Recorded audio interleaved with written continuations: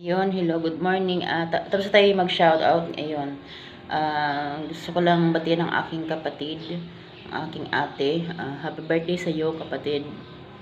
Esther Lazarte Lawrence, ayun. Thank you so much sa pag-invite mo sa akin. Luluwas ako itong 25, sabi mo. So, happy birthday. Thank you pala sa lahat-lahat. Ikaw ang nagpo-provide sa nanay natin, tsaka ikaw yung tumutulong sa aming magkakapatid. So, thank you sa iyo, kapatid.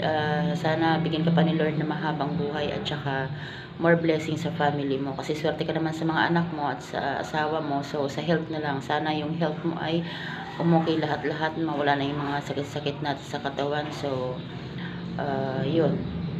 Thank you so much. I love you. No more drama.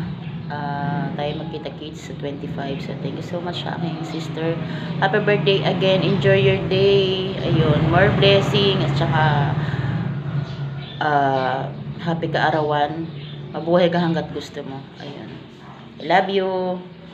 Thank you. Thank you. At more blessing.